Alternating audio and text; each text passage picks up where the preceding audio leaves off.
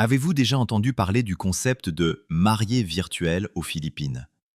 Il s'agit de milliers, voire de centaines de milliers de femmes qui nouent des relations avec des hommes étrangers via Internet, où les conversations douces, les mots tendres et les photos privées deviennent progressivement une source de revenus stable. Elles écoutent, prennent soin, demandent des nouvelles chaque jour, disent «je t'aime». Mais derrière ces mots se cache toujours un prix clair. Il peut s'agir de cadeaux, d'argent pour les factures, d'un nouveau téléphone ou d'argent liquide envoyé par une banque internationale. Ce n'est pas forcément une tromperie totale, mais ce n'est pas non plus simplement de l'amour, mais une forme très subtile d'échange émotionnel où la frontière entre l'amour véritable et la survie n'existe presque plus. 1. Amour en ligne ou vaste marché émotionnel. Sur les applications de rencontres internationales et les plateformes de chat en ligne, des millions d'hommes solitaires du monde entier s'inscrivent chaque jour avec un désir très simple: recevoir de l'attention, être écouté et se sentir précieux aux yeux de quelqu'un. De l'autre côté de l'écran, de nombreuses femmes philippines apparaissent également, mais toutes ne le font pas par amour, mais à cause de la pression de la vie et du besoin de survivre. Elles discutent patiemment, répondent à chaque message, passent des appels vidéo, envoient des photos, disent les mots affectueux habituels comme par habitude, et progressivement, ces sentiments se lient à des soutiens concrets tels que des cadeaux, des frais de subsistance, de nouveaux téléphones ou de l'argent liquide transféré par des banques internationales. L'important est que la plupart de ces relations ne commencent pas avec l'intention d'une fraude grossière, mais sont aussi rarement aussi pures qu'un amour de conte de fées. Car dès le début, elles existaient dans un espace où les sentiments et l'argent allaient de pair. Si une partie est émotionnellement nécessiteuse et l'autre financièrement, cette rencontre crée involontairement une sorte de vaste marché émotionnel où l'attention a un prix, l'amour devient une ressource et il est très difficile de déterminer qui exploite qui. 2. Internet ne crée pas de mariés virtuels, il sauve des vies de femmes. Avant que le monde ne connaisse le concept de mariée virtuel, Internet aux Philippines est devenu discrètement un outil de survie pour des millions de femmes qui n'allaient pas en ligne pour trouver l'amour, mais pour trouver des moyens de gagner de l'argent et de nourrir leur famille. Elles utilisaient les réseaux sociaux pour vendre des vêtements d'occasion, des cosmétiques, de la nourriture faite maison et de l'artisanat, diffusés en direct sur Facebook et d'autres plateformes, tout en s'occupant des enfants et des parents malades, et répondaient aux demandes des clients dans des maisons exiguës et étouffantes. À partir de téléphones bon marché et de connexions Internet instables, est née une génération spontanée de travailleuses numériques, principalement des femmes peu instruites issues de milieux pauvres, qui ont dû s'adapter rapidement pour survivre dans une société sans opportunités. C'est précisément cet environnement qui a forgé une mentalité très pragmatique. Si Internet peut aider à tout vendre, des beignets et du savon jusqu'au temps et aux efforts, alors utiliser l'attention, la sollicitude et les émotions personnelles pour générer des revenus n'est qu'une étape de plus dans cette chaîne de décisions de survie difficile. 3. De la vente de savon à la vente d'attention. Le véritable tournant est survenu lorsque de nombreuses femmes philippines ont réalisé que sur Internet, non seulement les produits physiques ont de la valeur, mais que l'attention, le temps et les émotions peuvent être convertis très directement en argent. Si un live stream vendant du savon ou des beignets peut rapporter quelques dollars, alors parler pendant des heures avec un homme étranger solitaire, écouter son histoire, le réconforter, l'encourager et lui donner le sentiment d'être nécessaire a une valeur bien plus grande. Des salutations initialement inoffensives, la relation évolue rapidement vers le flirt, puis vers un intérêt plus profond, puis vers un attachement émotionnel, et enfin vers des aides régulières pour faire face à une vie difficile. Ce n'est pas toujours un plan de fraude froidement calculé dès le départ, mais cela naît aussi rarement d'un amour pur, car dans la plupart des cas, les nécessités financières ont discrètement guidé les émotions, faisant de la tendresse un outil de survie et de l'affection un bien immatériel, mais extrêmement profitable dans le monde en ligne. 4. La pauvreté pousse les femmes philippines dans le jeu des émotions. Derrière chaque conversation sucrée se cache une dure réalité sociale que beaucoup d'étrangers ne voient pas. où la plupart des femmes philippines grandissent dans des familles nombreuses, vivant dans des maisons exiguës, avec des parents au chômage ou malades ou totalement dépendants de leurs enfants.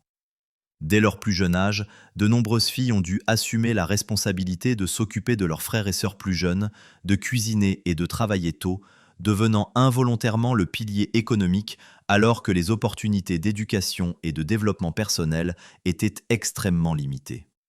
Même celles qui ont la chance d'être diplômées font face à un marché du travail stérile, où le salaire minimum suffit à peine à survivre, oscillant autour de quelques centaines de dollars par mois lorsqu'elles ont du travail, et où les services de base tels que les soins de santé, les transports et les infrastructures sont presque inexistants dans de nombreuses régions.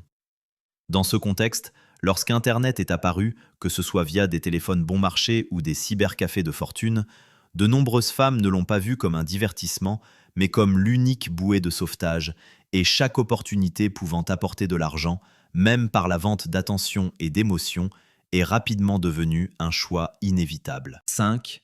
Pourquoi les hommes étrangers tombent-ils dans ce piège?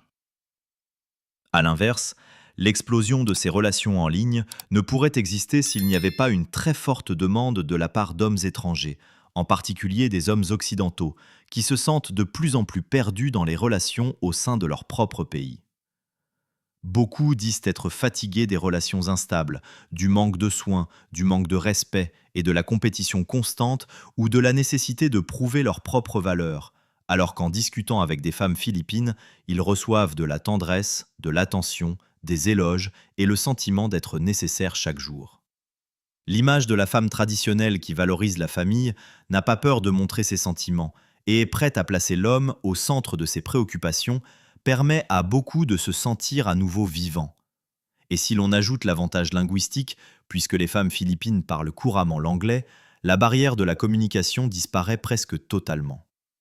C'est précisément la combinaison des besoins émotionnels des hommes et de la situation économique des femmes qui a créé un point d'intersection dangereux, où de nombreux hommes entrent avec la conviction de trouver le grand amour, alors qu'en réalité, ils sont entraînés de plus en plus profondément dans une relation où émotion et argent sont inséparables. 6. 100 dollars.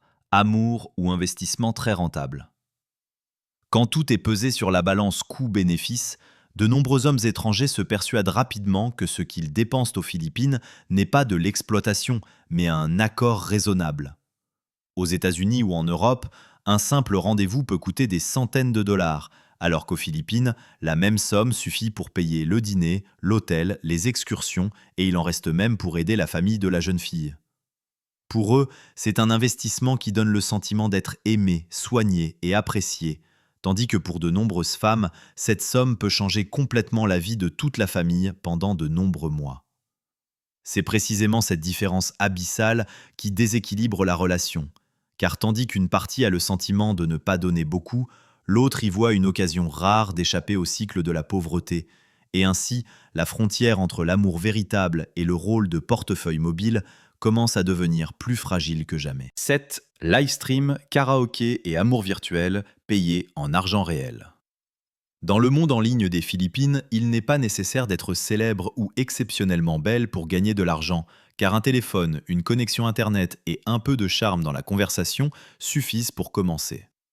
De nombreuses femmes diffusent en direct sur Facebook, TikTok et d'autres plateformes, partageant leur vie quotidienne, chantant au karaoké, discutant avec les spectateurs et créant une atmosphère intime comme dans une famille virtuelle où le public, composé en grande partie d'hommes, se sent écouté et entouré.